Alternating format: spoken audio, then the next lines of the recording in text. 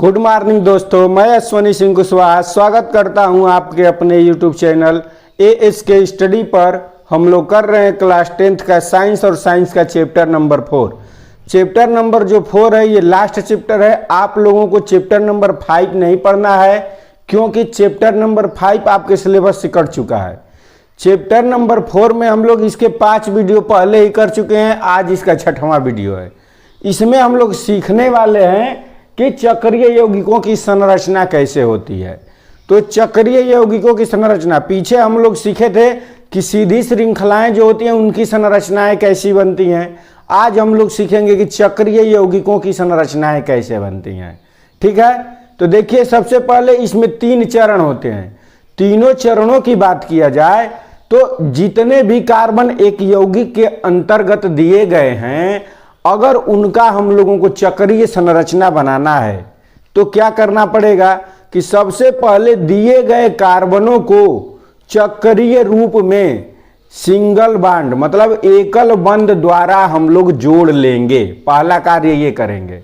पहला कार्य क्या करना है कि जितने भी कार्बन किसी यौगिक के अंतर्गत दिए गए हैं उसे एकल बंध द्वारा एक चक्र के रूप में जोड़ लेंगे। ठीक है, दूसरा काम ये है, दूसरे पद में ये कहता है कि जितने अब उसमें हाइड्रोजन की संख्या दी गई है उसको कार्बन के साथ उनकी संयोजकताओं को संतुलित करते हैं।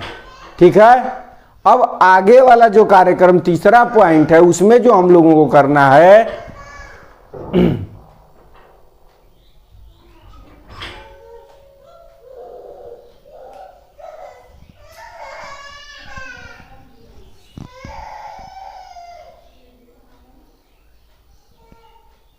तो तीसरा पॉइंट इसका देखते हैं क्या कहता है। तीसरा पॉइंट ये कहता है कि उसमें अब कार्बन की संयोजकताएं हाइड्रोजन से जितनी संतुलित हुई जितनी अब रह गई हैं सबका पहले देखते हैं कि किस कार्बन की कितनी संयोजकताएं पूर्ण है और कितनी बाकी हैं। ठीक है, तो उसके बाद देखते हैं कि अगर संयोजकताएं कार्बन की नहीं पूरी होती हैं तब हम लोग उसमें डबल बॉन्ड या ट्रिपल बॉन्ड मतलब द्विबंध या त्रिबंध लगाकर उनकी संयोजकताओं को संतुलित करते हैं। तो देखिए चरण नंबर 1 क्या कहता है। चरण नंबर 1 यहाँ पे यौगिकों के पहले तो हम लोग पढ़ेंगे चक्रीय यौगिकों की संरचना। और संरचना में देखिए पद नंबर 1 कहता है कि सर्वप्रथम उपलब्ध कार्बन परमाणुओं के एकल बंध। ठीक है, कार्बन परमाणुओं को एकल बंध द्वारा चक्रीय रूप में जोड़ लेते हैं। ठीक है, पहला ये कह रहा है कि जो कार्बन परमाणु उस यौगिक में मौजूद होंगे उसको चक्रीय रूप में एकल बंध द्वारा जोड़ लेते हैं। ठीक है, दूसरा पॉइंट इसका देखते हैं। दूसरा पॉइंट ये कहता है कि प्रत्येक कार्बन की संयोजकता को उपलब्ध हाइड्रोजन परमाणु से संतुष्ट करते हैं। मतलब उस यौगिक में जितने हाइड्रोजन परमाणु दिए गए हैं उसमें से प्रत्येक कार्बन की संयोजकता को उससे क्या करते हैं, संतुष्ट करते हैं। ठीक है, इतनी बातें क्लियर हो गई होंगी। तीसरा पॉइंट इसका देखते हैं, तीसरा पद क्या कहता है। अब प्रत्येक कार्बन परमाणु की संयोजकता का परीक्षण करते हैं मतलब जांचते हैं ये चीज कि प्रत्येक जो कार्बन परमाणु है क्या उसकी संयोजकताएं पूर्ण रूप से पूर्ण है या क्या है, बाकी हैं। तो यहाँ पे देखिए यदि असंतुष्ट होने पर मतलब कार्बन की संयोजकता असंतुष्ट है तब द्विबंध या त्रिबंध से संतुष्ट कर लेते हैं। उसमें द्विबंध या त्रिबंध लगा के उनकी संयोजकताओं को क्या कर लेते हैं, संतुष्ट कर लेते हैं। इसका उदाहरण देखते हैं। देखिए उदाहरण क्या है, साइक्लोहेक्सेन। साइक्लोहेक्सेन की सबसे पहले हम लोग देखेंगे कि करना क्या है। तो देखिए साइक्लोहेक्सेन का जो सूत्र होता है वो होता है C6H12। ठीक है, कार्बन 6 होता है और हाइड्रोजन की संख्या कितनी होती है, 12 होती है। तो C6H12 होता है इसकी आणविक संख्या मतलब यौगिक होता है, मतलब ये C6H12 होता है। इसका उदाहरण देखते हैं साइक्लोहेक्सेन C6H12। C6H12 का मतलब क्या हुआ कि मतलब इस यौगिक में कार्बन की संख्या 6 है और हाइड्रोजन की संख्या 12 है। तो सबसे पहले जो पहला पद कह रहा है उस पद पे ध्यान देंगे। पहला पद ये कह रहा है कि सर्वप्रथम उपलब्ध कार्बन परमाणुओं को एकल बंध द्वारा चक्रीय रूप में जोड़ते हैं। ठीक है, तो इसमें कितने कार्बन परमाणु हैं? 6। तो 6 को क्या करेंगे? सर्वप्रथम एकल बंध द्वारा जोड़ेंगे। तो देखिए यहां पे इसका, देखिए ये कार्बन परमाणु है, कार्बन परमाणुओं की संख्या इसमें कितनी है? 6 है। तो 6 कार्बन परमाणुओं को हम लोग सबसे पहले क्या करेंगे? सिंगल बॉन्ड से जोड़ेंगे। तो यहां पे 1 2 3 4 5 6। ठीक है, तो ये है पद नंबर 1। क्या है? पद नंबर 1 जो नियम का आता है उसको हम लोग कर लिए। पद नंबर 1, पद नंबर 1 क्या कहा था कि सर्वप्रथम उपलब्ध कार्बन परमाणुओं को एकल बंध से चक्रीय क्रम में जोड़ लेते हैं। तो यहाँ पे देखिए इसमें कार्बन परमाणु कितने मौजूद हैं? 6 मौजूद हैं। तो 6 कार्बन परमाणुओं को हम लोग सिंगल बॉन्ड द्वारा जोड़ लिए हैं। ठीक है, अब देखिए पद संख्या 2 क्या कहता है? पद संख्या 2। ठीक है, पद संख्या 2 ये कह रहा है कि अब ये जो कार्बन परमाणु हैं, ठीक है, अब ये जो कार्बन परमाणु इसमें मौजूद हैं, इनकी संयोजकताओं को उस यौगिक में उपस्थित हाइड्रोजन C6H12 है, तो इसमें हाइड्रोजन की संख्या कितनी है? 12 है। तो कह रहा है कि इसमें उपस्थित कार्बन परमाणुओं की, हाइड्रोजन परमाणुओं की संख्या से इन कार्बन परमाणुओं की संयोजकताओं को हम लोग संतुष्ट करने का प्रयास करते हैं। तो देखिए कैसे करेंगे। पद 2 कह रहा है, ये हो गया 1C2,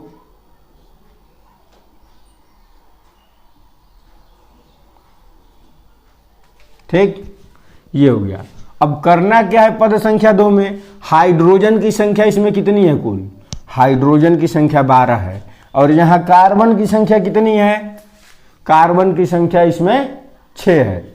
तो 6 है तो क्या करते हैं? इसमें से 2-2 हाइड्रोजन सभी कार्बन को दे देते हैं। ठीक है, तो दे दीजिए 2-2 हाइड्रोजन सबको। तो यहां से देखिए 1 2, तो एक H यहाँ हो जाएगा, एक H यहाँ पे, 1 2 4 हो गया, 5 6 7 8 9 10 11 12। ठीक है, तो अब देखिए क्या कह रहा है। इसमें देखते हैं, ये हो गया। तो कार्बन की संयोजकताओं को हम लोग हाइड्रोजन से क्या कर लिए? संतुष्ट कर लिए। पद संख्या 2। अब देखते हैं पद संख्या 3 क्या है। ठीक है, पद संख्या 3,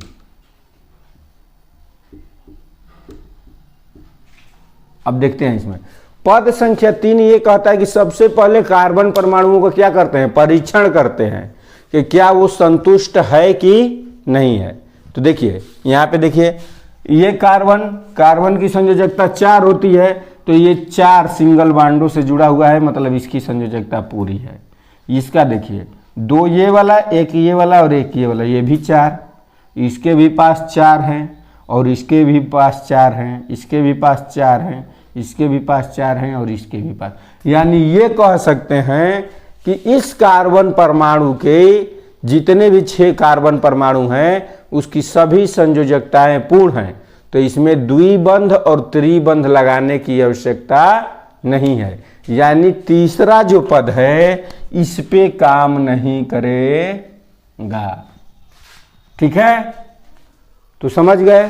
पहले पद में क्या करना है कि किसी यौगिक में दिए गए कार्बन परमाणुओं को चक्रीय रूप में एकल बंध द्वारा जोड़ लेते हैं, पहला पद। दूसरा पद यह है कि उस यौगिक में उपस्थित हाइड्रोजन परमाणु को उनके सभी कार्बनों के साथ उनकी संयोजकता को संतुष्ट करते हैं। तो यहां पे देखिए ये कार्बन के परमाणु मौजूद हैं और इसमें उपस्थित 12 हाइड्रोजन परमाणुओं से इन सब को क्या कर रहे थे हम लोग, संतुलित कर रहे थे।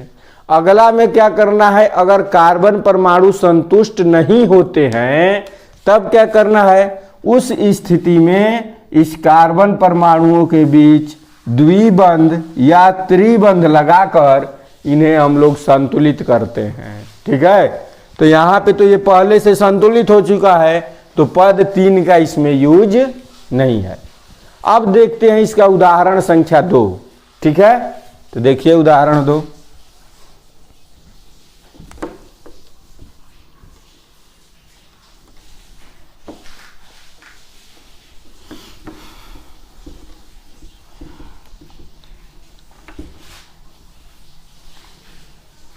उदाहरण 2 जो है वो है बेंजीन। हम लोग बेंजीन को देखते हैं। देखिए ए नंबर हो गया बी, बेंजीन C6H6। ठीक है, तो देखते हैं बेंजीन को, बेंजीन क्या कहता है। तो सबसे पहले इस पे भी पहला पद का प्रयोग हम लोग करेंगे। तो पहले में क्या किए थे कि जितने कार्बन दिए गए हैं उसे एकल बंध द्वारा सभी कार्बन को चक्रीय रूप में जोड़ लेते हैं। पहला कार्य यही है। तो देखिए पहला कार्य करते हैं, पद संख्या 1। ठीक है, करना क्या है, कार्बन की संख्या इसमें कितनी है, 6 है। तो 1 2 3 4 5 6। ठीक है, तो सभी कार्बन परमाणुओं को हम लोग एकल बंध द्वारा, मतलब एकल बंध द्वारा क्या कर लेते हैं, जोड़ लेते हैं। ये हो गया। अब पद संख्या 2,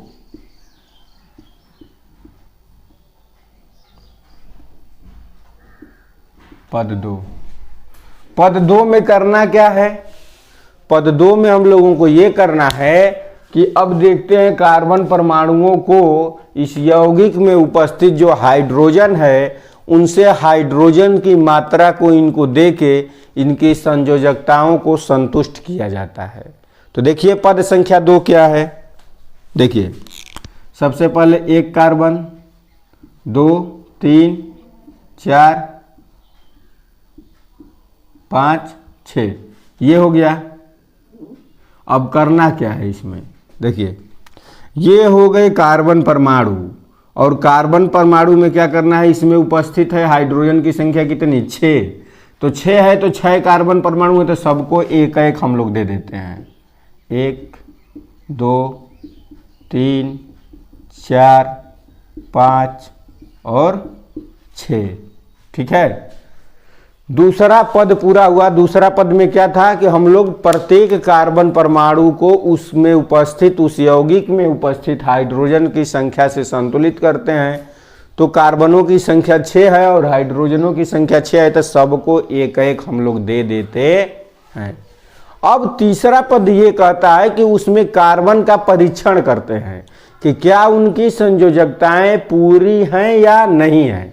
ठीक है, तो देखते हैं क्या करना है।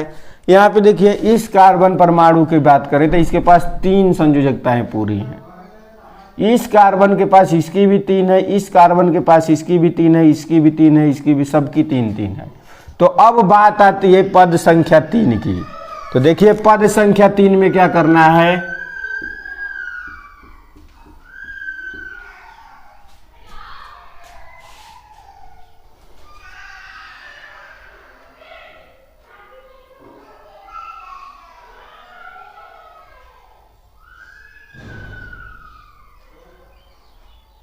तो चलिए देखते हैं पद संख्या 3। पद संख्या 3 में क्या है कि अब प्रत्येक कार्बन परमाणु को उसकी संयोजकता का क्या करते हैं, परीक्षण करते हैं। परीक्षण तो कर लिए। अब यदि असंतुष्ट होने पर द्विबंध या त्रिबंध से इसे संतुष्ट करते हैं। ठीक है, तो सबसे पहले हम लोग द्विबंध देखते हैं, उसके बाद त्रिबंध देखते हैं। तो ये रहा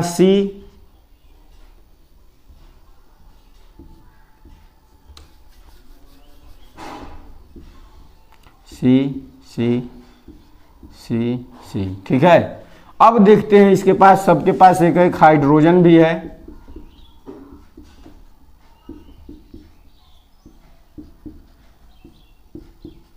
ठीक है, अब देखिए क्या करते हैं, अगर इन दोनों का हम लोगों का 4 4 पूरा करना है तो अगर यहाँ पे हम एक डबल बॉन्ड लगा दें तो देखो इस कार्बन का भी 4 पूरा हो गया और इस वाले कार्बन का भी 4 पूरा हो गया। ठीक है, अगर यहाँ पर एक डबल बॉन्ड लगाते हैं तो इसका 5 हो जाएगा।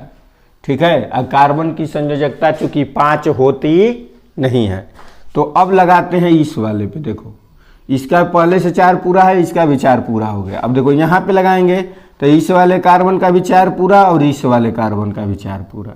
यहाँ पे अगर पुनः लगा देते हैं डबल बॉन्ड तो इस वाले का 5 हो जाएगा, 2 ये और एक ये, इसलिए यहाँ पे लगाते हैं। देखिए यहाँ पे लगाएंगे तो इसका 4 संयोजकता पूरा हो जाएगा और इसका 4 संयोजकता पूरा हो जाएगा। ठीक है, तो इस तरह से संरचनाएं इसकी दी गई हैं। इस तरह हम लोग इसकी संरचना को बेंजीन की बनाते हैं। ये द्वितीय पद के अनुसार बनाते हैं और ये प्रथम पद के अनुसार बनाते हैं। ठीक है, तो इस तरह से आज आप लोगों ने जो सीखा वो सीखा कि चक्रीय यौगिकों की संरचनाएं कैसे बनाई जाती हैं। बस इसमें सबसे इजी है ये 3 स्टेप, आप याद करिए और आसानी से सभी चक्रीय संरचनाओं का आप लोग संरचना बना सकते हैं। ठीक है, तो मिलते हैं नेक्स्ट वीडियो में, तब तक के लिए गुड बाय। वीडियो अच्छा